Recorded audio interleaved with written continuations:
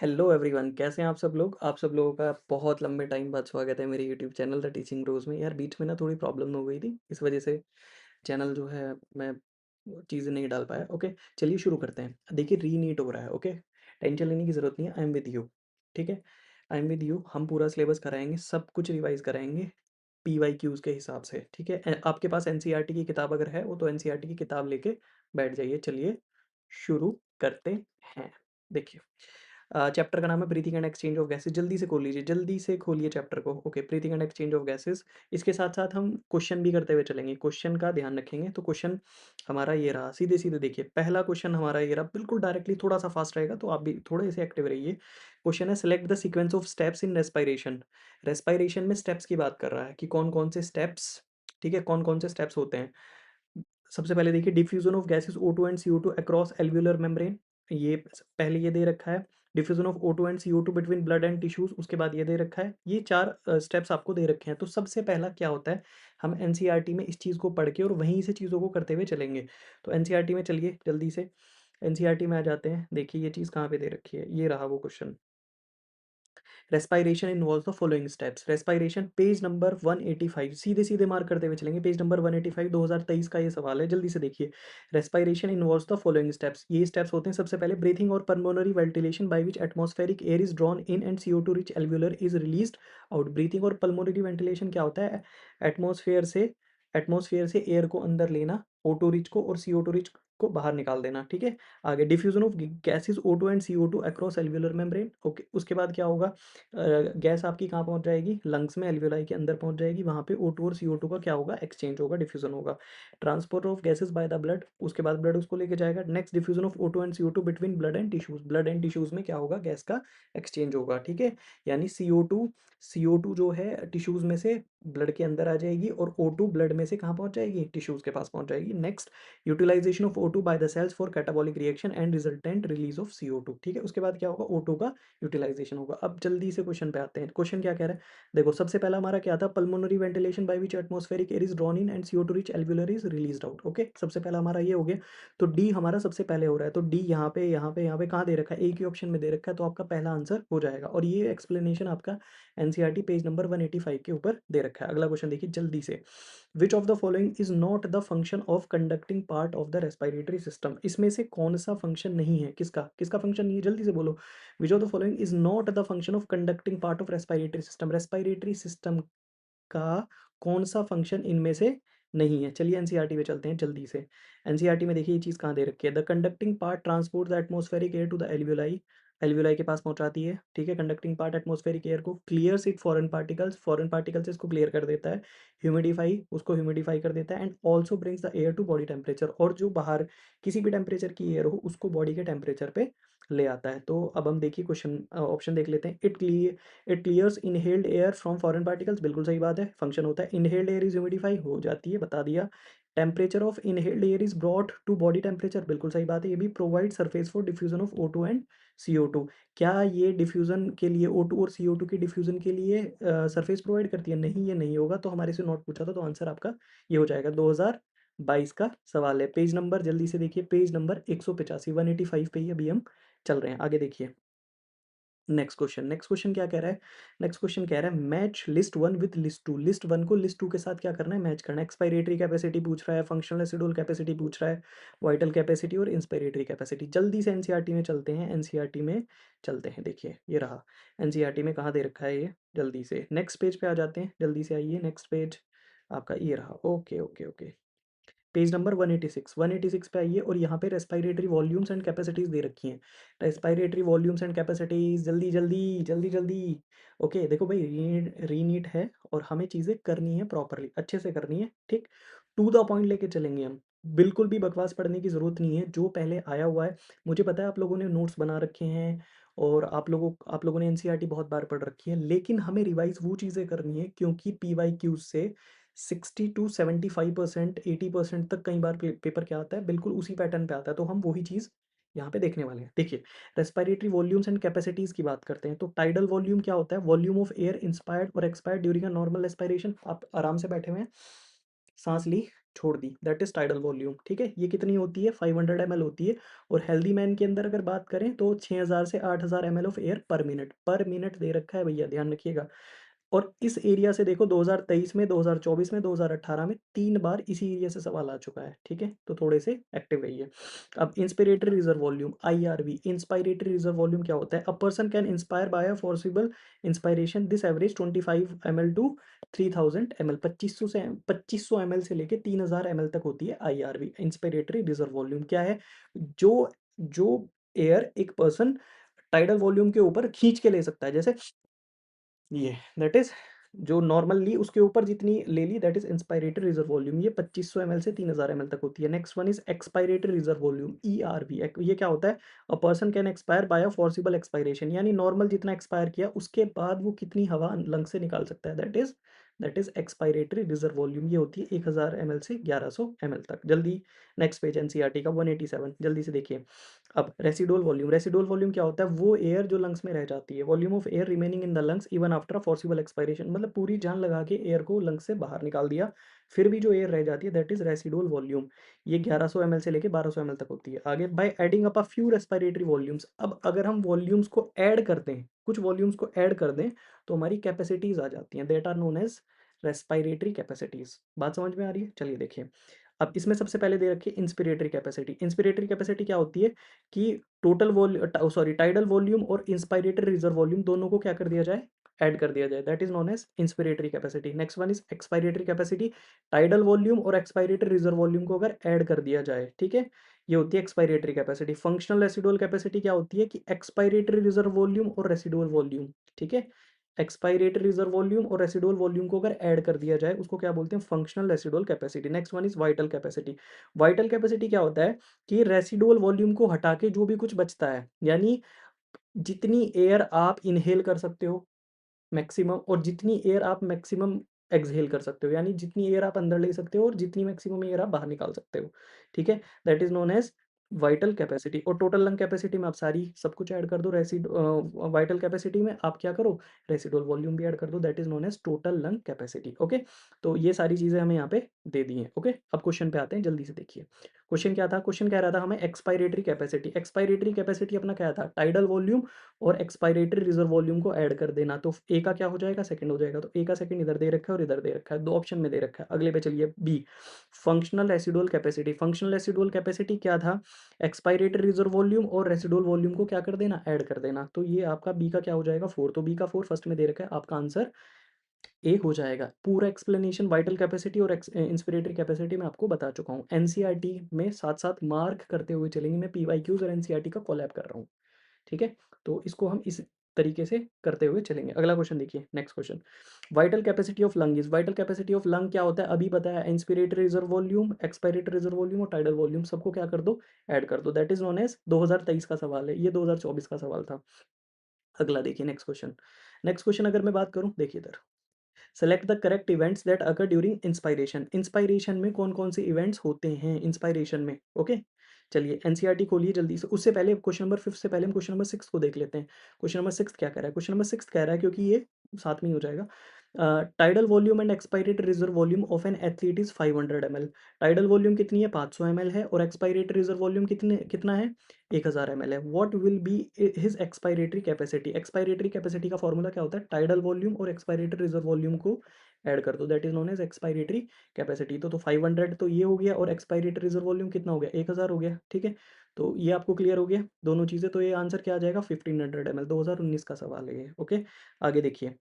आगे और कोई क्वेश्चन इससे रिलेटेड हो? क्वेश्चन नंबर 8, क्वेश्चन नंबर 8 देख लीजिए ध्यान से। 2018 में ये सवाल आया है। Match the items given in column 1 with those in column 2। Tidal volume कितनी बताई थी? 500 से 550 ml। तो ए का क्या हो गया? आपका 3 हो गया। तो ए का 3 किधर दे रखा है? इधर दे रखा है, इधर दो ऑप्शन में दे रखा है। Next, inspiratory reserve volume. Inspiratory reserve volume 2.5 से 3000 ml होती है। तो बी का क्या हो जाएगा? 1 हो जाएगा। तो बी का 1 ऑप्शन नंबर किस में दे रखा है? बी में दे रखा है। तो आपका ये आंसर चला जाएगा। अब नेक्स्ट, सी एक्सपायरेटरी रिजर्व वॉल्यूम, सी का क्या हो जाएगा? 1000 से 1100 4, और D residual volume that is 1100 से 1200 ml, 1100 टू 1200 ml। ये हमारा सीधा सीधा यहाँ पे हो गया है। 2018 का ये सवाल था। अब थोड़ा सा ऊपर आ जाते हैं। अब हमने क्वेश्चन नंबर 5 छोड़ दिया था, इसको देख लेते हैं जल्दी से। Select the correct events that occur during inspiration. Inspiration में कौन कौन से इवेंट्स होते हैं। चलिए, अब inspiration, breathing and exchange of gases पे चलते हैं और देखिए, ये रहे आपके इवेंट्स। ठीक है, ये रहा आपका। पूरा ध्यान से देखेंगे 2020 में, 2019 में यहाँ से सवाल आया है। चलिए इंस्पिरेशन, इंस्पिरेशन क्या होता है? The movement of air into and out of the lungs is carried out by creating a pressure gradient between the lungs and the atmosphere. क्या होता है? एक प्रेशर ग्रेडिएंट बनता है आपके लंग्स में और एटमॉस्फेयर में, ठीक है? जिसकी वजह से इंस्पिरेशन होता है। ठीक, inspiration can occur if the pressure with in the lungs intrapulmonary pressure is less than the atmospheric pressure. Intrapulmonary pressure जो है कम होता है एटमॉस्फेरिक प्रेशर से, तभी इंस्पिरेशन होगा। तो इंट्रापल्मोनरी प्रेशर यानी लंग्स के अंदर जो प्रेशर है, अगर वो कम होगा तो that pressure is negative pressure. तो there is a negative pressure in the lungs with respect to atmospheric pressure. ये समझ में आ गया? ये समझ में आ गया आपको? इंस्पिरेशन, नेगेटिव प्रेशर जब अंदर होगा तभी होगा। एक्सपायरेशन की बात करते हैं। Expiration takes place when the intrapulmonary pressure is higher than the atmospheric pressure. जब अंदर प्रेशर ज़्यादा होगा एटमॉस्फेरिक प्रेशर से, तो उस कंडीशन में क्या होगा बोलूँ? उस कंडीशन में क्या होगा भैया? अंदर से जो एयर है वो बाहर निकलने की कोशिश करेगी, क्योंकि क्योंकि air moves from high pressure to low pressure. Okay, इस कंडीशन में प्रेशर अंदर कैसा होगा? पॉजिटिव हो जाएगा। तो the diaphragm and a specialised set of muscles external and internal intercostals between the ribs helping generation of such gradient. इस gradient में कौन हेल्प करता है? एक्सटर्नल और इंटरनल इंटरकोस्टल मसल्स। रिब्स जैसे एक रिब आपकी ये रही, दूसरी रिब ये रही, इसके बीच में मसल्स होती हैं यहाँ पे, ठीक है? दैट आर नोन एज, जो बाहर की साइड एक्सटर्नल और अंदर की साइड इंटरनल इंटरकोस्टल मसल्स, वो हेल्प करती हैं। ओके, ये आपका हो गया। चलिए देखिए, अब क्वेश्चन क्या हो गया यहाँ पे? Question number 5, select the correct events. Correct events बताने that occur during inspiration. Diaphragm का क्या कॉन्ट्रैक्शन होता है? बिल्कुल कॉन्ट्रैक्शन होता है। डायफ्राम का कॉन्ट्रैक्शन होता है, डायफ्राम नीचे आता है और क्या होता है? जगह जनरेट करता है, ठीक है? एयर सॉरी, वो स्पेस बना देता है। क्या बना देता है? स्पेस बना देता है। कॉन्ट्रैक्शन ऑफ डायफ्राम होगा, बिल्कुल होगा। Contraction of external intercostal muscles, contraction होगा एक्सटर्नल इंटरकोस्टल मसल्स का, बिल्कुल होगा। आगे, पल्मोनरी वॉल्यूम डिक्रीजेस। क्या इंस्पायरेशन के जब सांस अंदर ले रहे हैं तो पल्मोनरी वॉल्यूम डिक्रीज होगी क्या? नहीं भैया, पल्मोनरी वॉल्यूम क्या होगी? इंक्रीज होगी, तभी तो हवा अंदर जाएगी, तो ये नहीं होगा। Intra pulmonary pressure increase, increase नहीं डिक्रीज होगा प्रेशर। प्रेशर क्या होगा? डिक्रीज होगा। तो आपका आंसर क्या हो जाएगा? फर्स्ट हो जाएगा। तो हमारे से करेक्ट इवेंट पूछा था।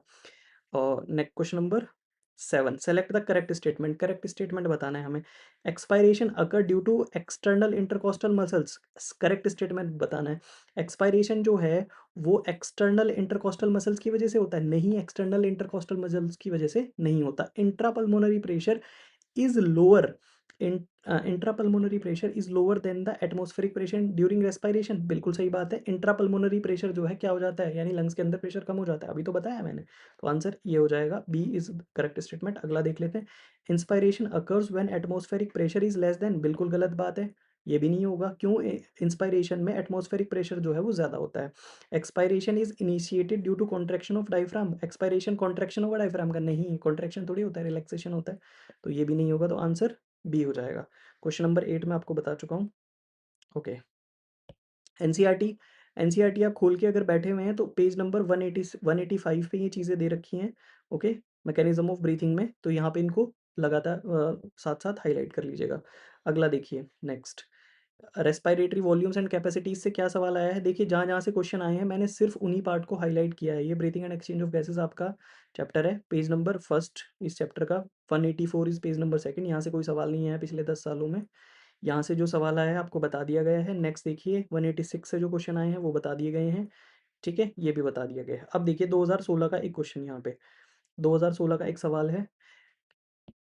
चलिए देखते हैं, आगे देखते हैं। ये क्वेश्चन आपको समझ आ जाएगा यहाँ से। ये रहा। सवाल पूछा गया है, क्वेश्चन नंबर 10 देख लेते हैं पहले। Lungs do not collapse, lungs जो हैं वो कोलैप्स नहीं करते हैं। Lungs do not collapse between breaths and some air always remain in the lungs. भाई लंग्स जो हैं वो कोलैप्स नहीं करते हैं, ठीक है? क्यों नहीं करते हैं? क्या रीज़न है उनका? जब हम पूरी सांस एक्सपायरेशन पूरी ज़ोर से कर रहे हैं, फिर भी लंग्स जो हैं कोलैप्स नहीं कर रहे हैं। क्यों नहीं कर रहे हैं? क्या रीज़न है उसका? कौन सी वॉल्यूम होती है लंग्स में जो रह जाती है? That is residual volume. Air always remains in the lungs which can never be expelled.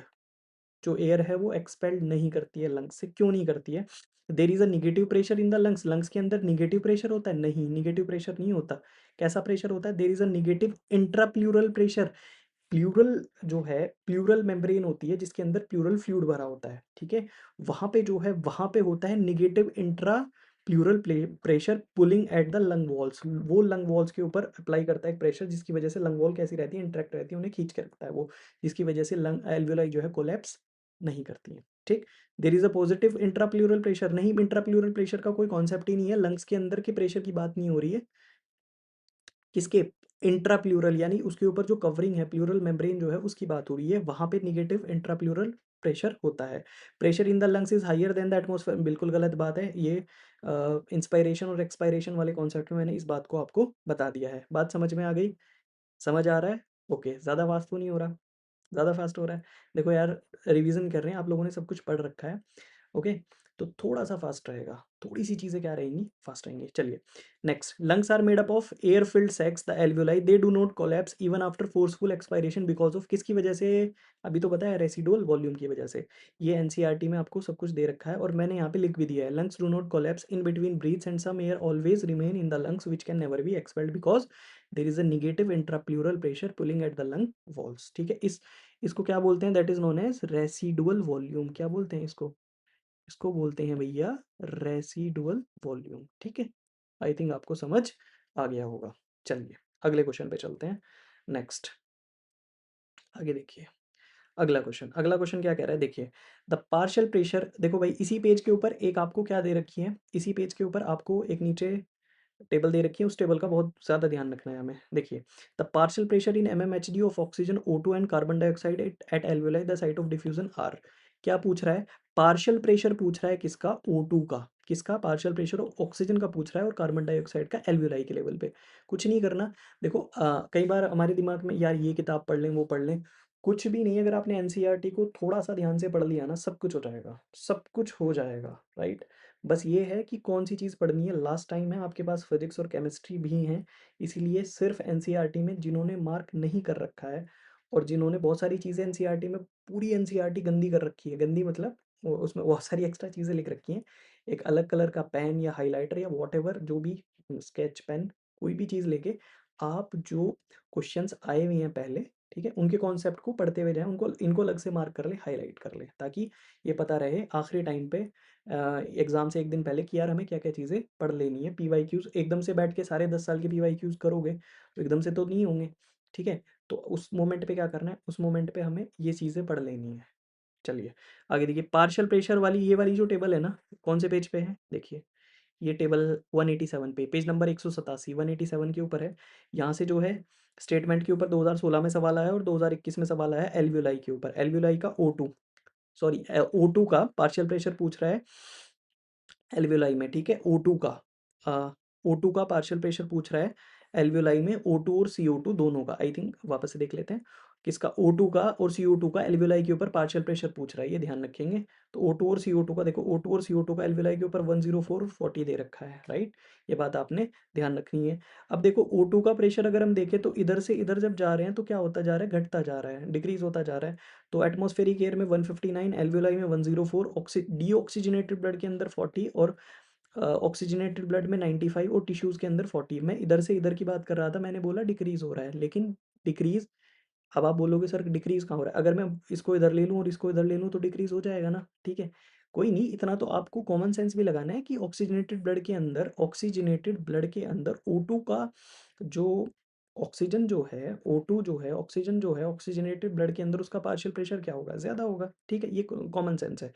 बस एक चीज़ का आप ध्यान रखेंगे कि CO2 जो है, CO2 कार्बन डाइऑक्साइड जो है, उसका पार्शियल प्रेशर जो है, वो 40 और 45 के बीच में रहेगा, 40 और 45 के बीच में रहेगा, यानी 5 mmHg का डिफरेंस आएगा, उसी से सारी मूवमेंट होगी। ये आपके लिए आसान हो जाएगा क्योंकि देखो एल्वियोलाई के अंदर देखो 40, डीऑक्सीजनेटेड ब्लड के अंदर 45, ऑक्सीजनेटेड ब्लड के अंदर 40 और टिश्यूज़ के अंदर 45, आपके लिए आसानी रहेगी। और एक एटमॉस्फेरिक एयर 0.3 याद रखना है, इसमें कोई ज़्यादा बड़ा रॉकेट साइंस नहीं है। चलिए अगला क्वेश्चन देखते हैं। अगला क्वेश्चन, ये 2021 का हमारा सवाल हो गया है, इससे पहले हमारे सारे क्वेश्चंस हो गए हैं। आगे चलिए, the partial pressure of oxygen in the alveoli of the lungs is, partial pressure जो है स्टेटमेंट बेस्ड सवाल है, ऑक्सीजन का एल्वियोलाई के अंदर स्टेटमेंट पूछ लिया उसने, स्टेटमेंट क्या कह रहा है, equal to that in the blood, क्या एल्वियोलाई का पार्शियल प्रेशर जो है ऑक्सीजन का, एल्वियोलाई के अंदर ऑक्सीजन का जो पार्शियल प्रेशर है वो ब्लड के इक्वल होता है? इक्वल होता है? नहीं होता भैया। मोर than that in the blood, blood से क्या होता है? ज़्यादा होता है, तो बी स्टेटमेंट आपका ठीक हो जाएगा। Next, less than that in the blood, उससे कम होता है?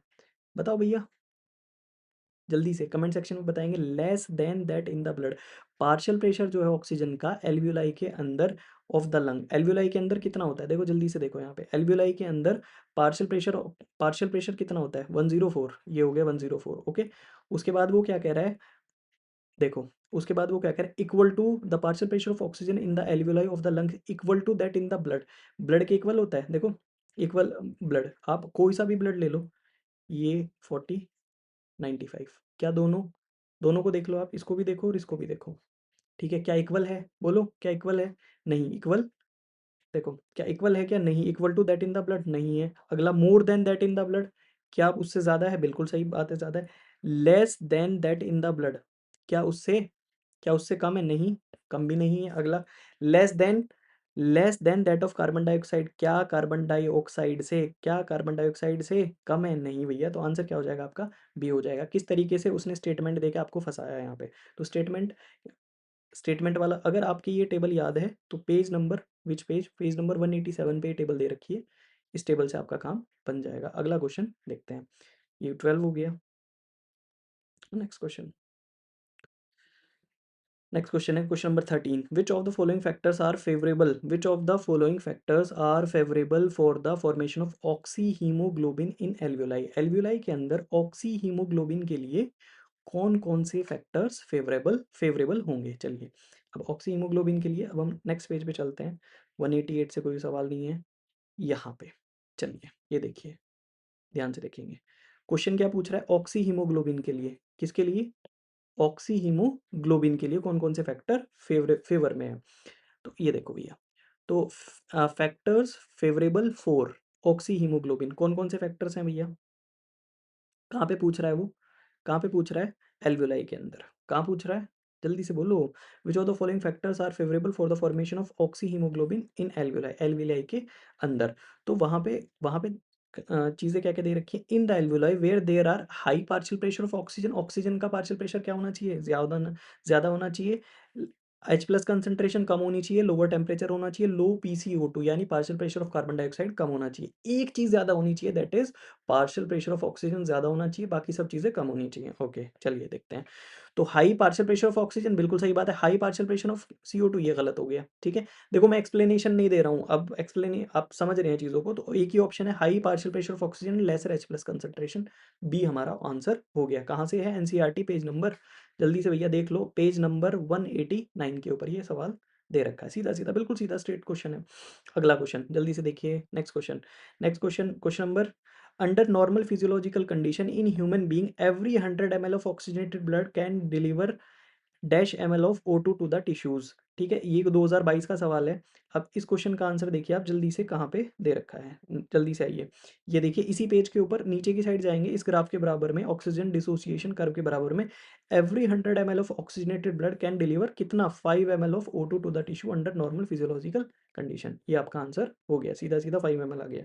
Next, select the favourable condition required for the formation of oxy haemoglobin at the alveoli. Favourable condition बतानी है अभी, किसके लिए? ऑक्सी हीमोग्लोबिन के लिए एट द एल्वियोलाई, एल्वियोलाई के।